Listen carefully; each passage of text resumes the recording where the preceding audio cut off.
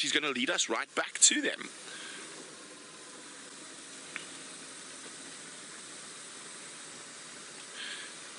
And a very big welcome to Glenwood, North Landing and Malibu schools.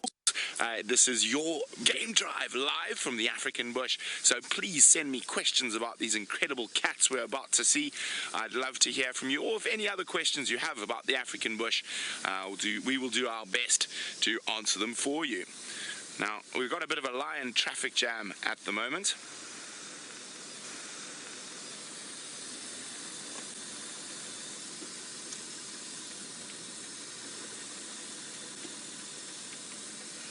There we go. Look at that.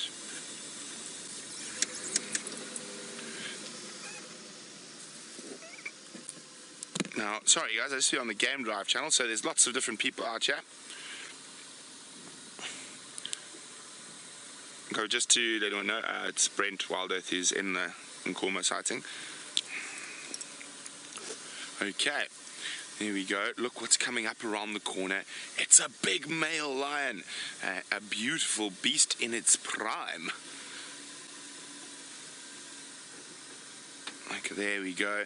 And there's a little cub lying down in the... And there's the rest of the pride feeding. Let's have a look. Now, this is a buffalo cow that they've managed to kill. And... here we go.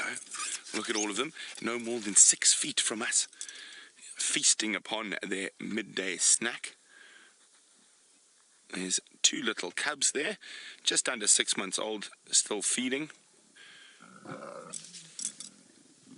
Look, look, look. Another lioness has just arrived. And she's greeting the male. Now, lions are the only truly social cat, and all these little greeting ceremonies are very important. Hey, look at that. Now, do it this way. Turn around, mister. What he was doing there, you saw him baring his teeth there, like that. It's called a phlegm grimace. Now, that phlegm grimace is what happens when he smells a female's urine. And it is one of their ways of communicating. So he can pick up from the urine when she's ready to mate, when she's going to be an estrus. Now, Mrs. Daniels, hi Mrs. Daniels, is wondering why are the lions completely ignoring the jeep? Having a bit of a fight, the little ones. Now, a jeep, a lion... Oh, wait, listen to that.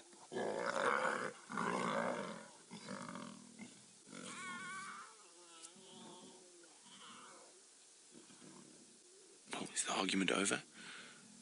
Now, the lions, these particular lions, have grown up with vehicles around them, and lions don't have an instinctual response to a car, because the cars have only been around for about 100 years. So if you drive carefully and considerately, and you don't push their boundaries, they completely ignore the vehicles, as you can see, and carry on with what they would do naturally. And that's one of the amazing things about being out here. We are able to witness all these incredible different interactions between the various animals that live here in the Greater Kruger National Park.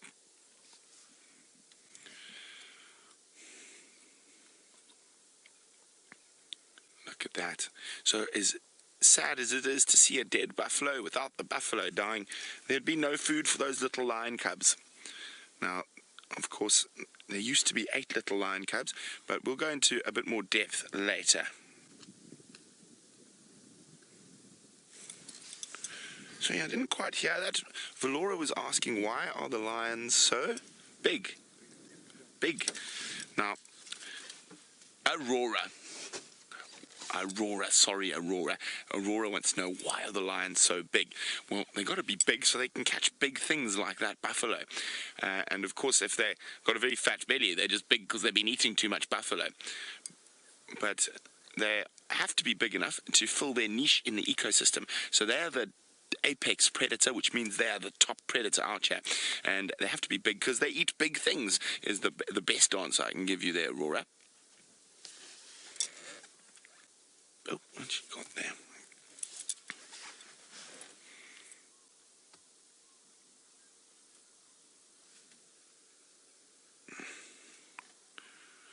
Now, of course, Genre and I are not the only people out here in the African bush looking for animals. So let's go meet Tayla. Sitting here with the incredible Nkuhuma Pride and the adult lionesses. Look at that. So even though lions are incredibly social and friendly to each other, when it comes to dinner, they can be very, very nasty to each other. They don't have good table manners. Now, guys, I know this is quite sensitive, but this is nature, and this happens every day out here in the African bush. So just a warning that sometimes, especially when lions are feeding on something, it might become a little bit graphic. Okay, let's have a look. We're not gonna stay here too long. We're not gonna see what else we can find. There are other game drive cars that want to come see these lions as well.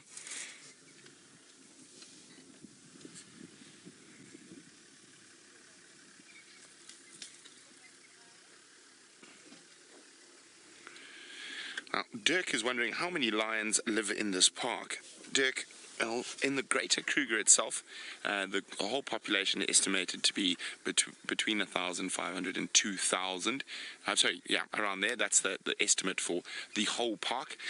In our little section of the park, we've probably got about 4, 5, 6, 7, 20 or so. But it varies, and they move in and out of our area quite regularly.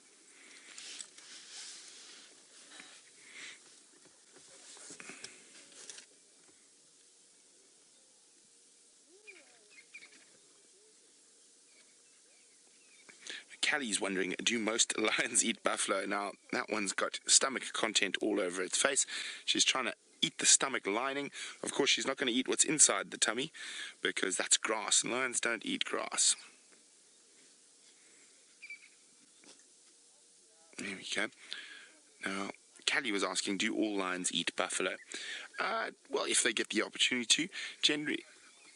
Generally, it's quite difficult for a single lion or female lion to bring down a buffalo, but as a pride, they do eat a lot of buffalo. Well, this pride in particular specializes in buffalo, and it's the food they eat the most.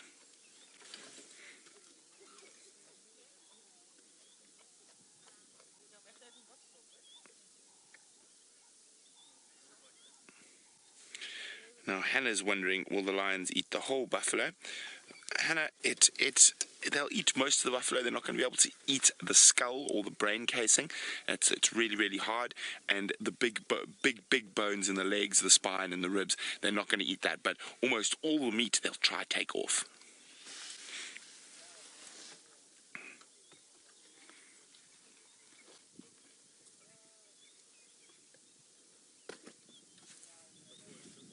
Okay, well, let's have a look at the one cub who's suckling from its mother. There we go. So he's been eating buffalo, and now he's drinking milk.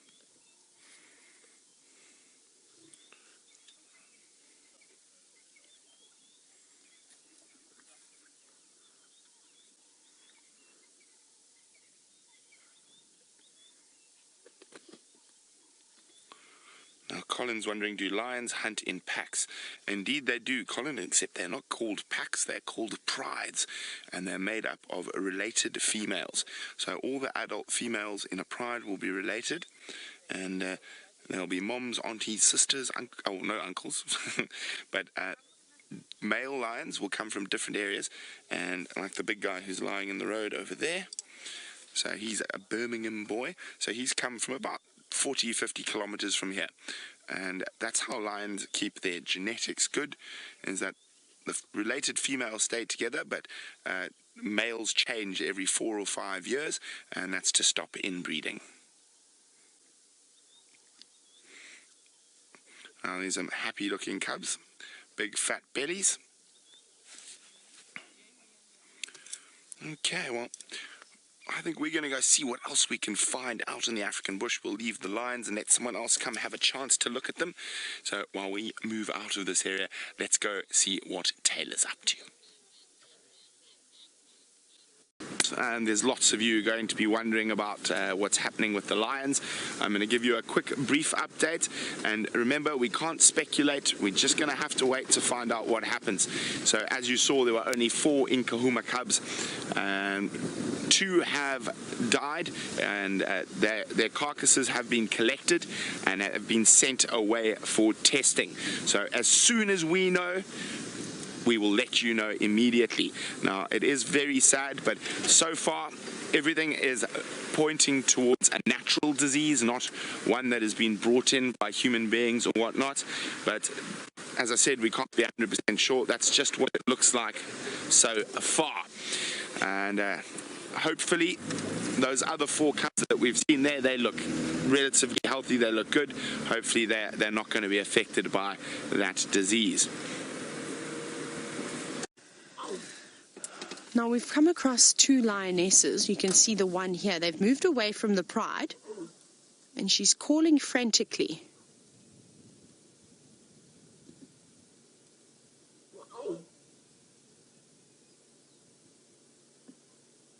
I think I can hear a response from a cub.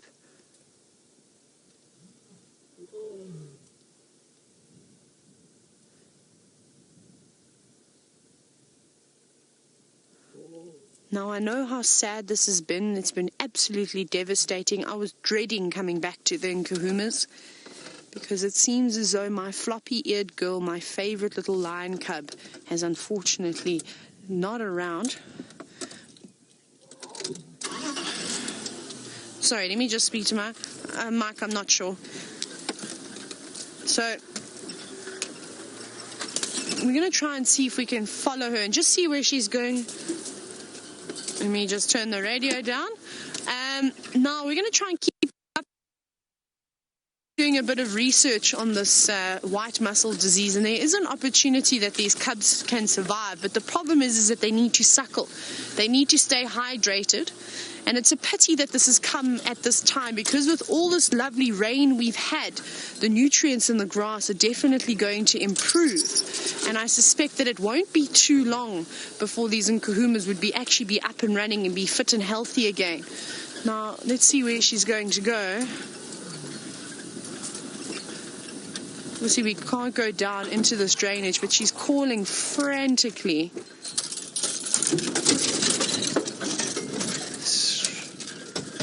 I'm gonna sit here. Now, Aaron, you're wondering how many cubs have we lost. I only counted 4 cubs. Just gonna sit and listen to see if I can hear a response.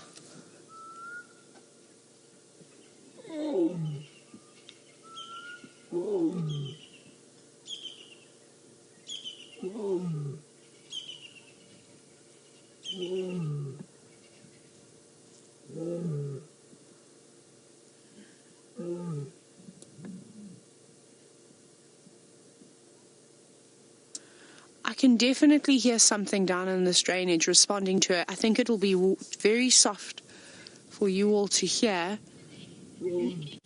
Just down in this drainage line.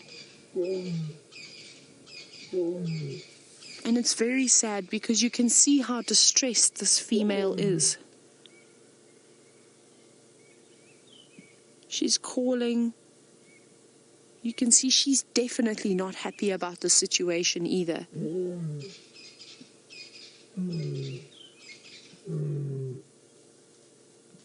And you can see she's also got a bit of a limp. She has an injury on her back just above her tail. Well, I'm not sure what that's from. Maybe from a fight with the Birmingham, or an injury when they brought the buffaloes down last night.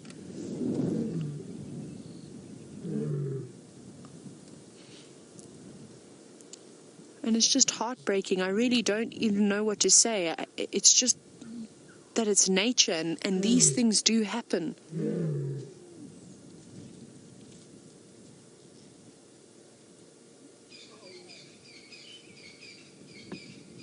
It's quite bizarre. She seems to walk fine, and then she seems to struggle a little bit. I don't know if she's maybe got an additional thorn in her foot or something now, because she was walking perfectly just a moment ago. But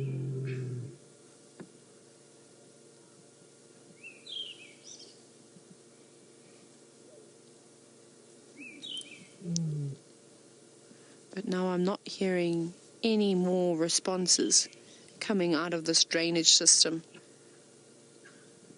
And she will keep coming back. I think they'll keep coming back until the little ones, these cubs that unfortunately seem to have sort of fallen to this drainage system, just until they do slip away permanently. But you can definitely see that they are so distressed at the moment.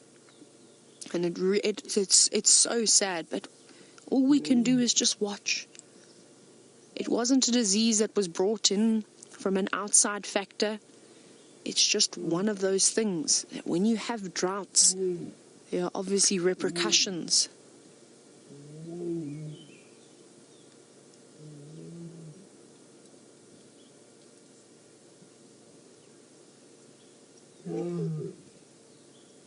What we'll probably try and do now is very, very thick down here, and it's starting to get dark, so I need to try and get back to the road before darkness falls upon us. And we'll go back to the carcass and have a look at the rest of the pride. And while I do that, I think we'll go back to Brent and see how Karula and her stunning cubs are doing. Now we've managed to make our way back towards the rest of the pride. And just before we left that lioness that was calling quite frantically, she started to show the most bizarre behavior, and it looks like her muscles were just sort of caving in. So there is obviously a possibility that the adults can contract this white muscle disease. And now I'm very sad to say that these little cubs are not moving around very well either. They're fine when they're walking, but as soon as they get into a dash, they just don't have the bouncy sort of movement that they used to have and what we're used to seeing the Nkuhumas have. It looks as though their muscles are, of course, taking quite a bit of strain, which makes me very nervous. And I just hope for the sake of these lionesses that everybody pulls through. But only time will tell, I'm afraid.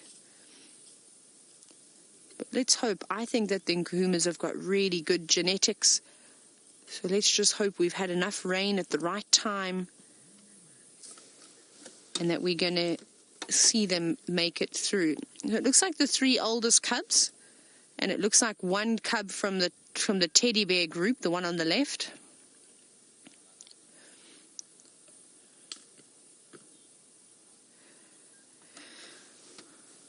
Now, speaking about the various diseases, I know that Ali was, of course, wondering if it would be a good idea to test the buffalo to see what diseases come through sort of the winter months. They have a good idea. So they know about foot and mouth disease, tuberculosis, of course, there's anthrax, and a variety of different viruses that can come through. Now, like I said, this white muscle disease, apparently it's not a first time that it's been seen. It's actually been seen around the areas, around the surrounding areas of these lion prides going down. And typically the young cubs, of course, unfortunately being affected by it the most. So, yes, it could be a good idea, but I think that they have an idea exactly as to what comes around. This is obviously just the first time for some of us. We haven't seen it, but it's not uncommon, as far as I'm aware, this white muscle disease, or muscular dystrophy as it's also referred to. And you can see straight away it just attacks and it prevents the development of the muscles, not obviously getting the right nutrients, and it's very sad. But let's just keep positive. That's the only thing we can do. We're obviously here just observing. So that's what we can just do. We can just sit here and watch and take notes and learn. But you can see, not bouncing around as well as they do now. I just hope that the lionesses, unfortunately, don't contract this disease.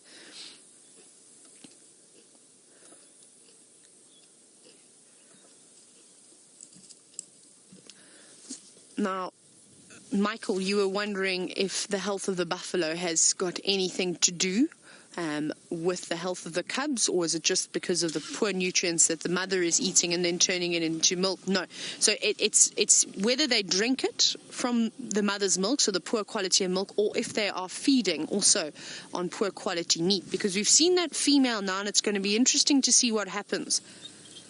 Is how it almost looked like her back legs were caving in, sort of underneath her body, almost like what you see with hip dysplasia. I don't know if any of you have ever had German Shepherds before. I know I've grown up with German Shepherds, and hip dysplasia is something that sort of very much paralyzes larger breeds of dogs.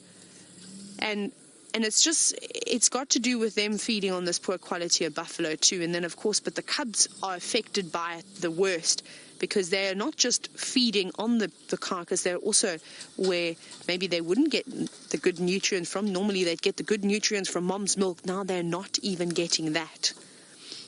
It is so tough, but this is nature. This is all we can do, and I keep saying it over and over again. Brent is going to say it over and over again. James and Jamie, is we can just sit here and watch. This is not a disease that was brought in by humans or a dog or anything like that. It's no outside factors. This has come around, and it's pure, it's natural. It's a repercussion of the drought. And I'm going to reiterate it again, just in case somebody has maybe just tuned in for the first time. The diseases are around to keep the carnivores in check. The drought keeps the herbivores in check. It lowers the populations and makes sure that they don't get out of hand.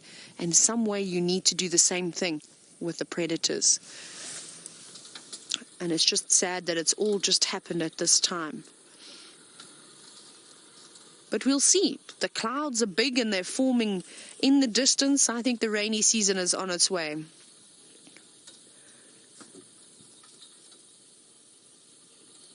Now, Marsha, you've asked a very interesting question. You've said, are we certain that the Styx cubs died of mange, or could they have possibly also died of this white muscle disease? There's definitely a possibility. However, just from what we saw, it looked as though the mange completely took over those little cubs. But maybe it was a combination of the two. Maybe the mange really came through and sort of became a lot stronger than what it was because of the white muscle disease sort of attacking the muscles and their bodies not being able to fight it and do anything about it. That's definitely a possibility. But unfortunately, we can't tell for certain unless we do a blood test.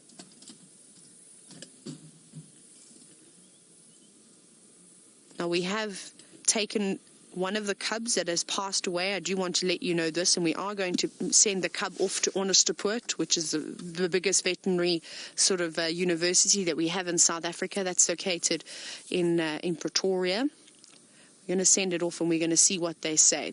Obviously, we've heard that this is what this is. The vets have seen it already happening this year, and hopefully they'll be able to confirm it. But we'll let you know as soon as we know the exact results, though. But from what we've told them, they've said it sounds very much like what they've already tested.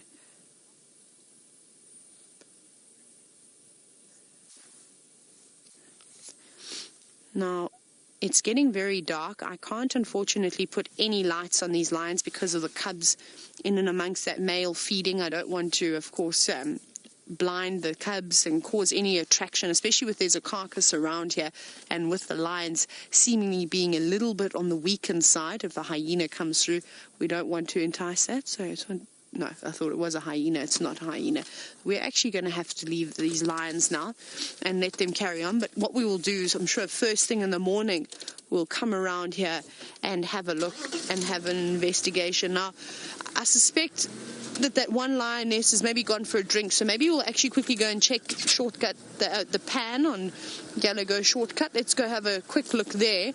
Maybe she's still there, because it wasn't just one lioness. There were two lionesses that moved off.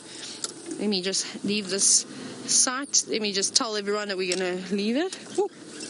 Right, I'm going to do a bit of chatting on the Game Drive radio. Oh, and the clouds are coming over quite thick. But let's go.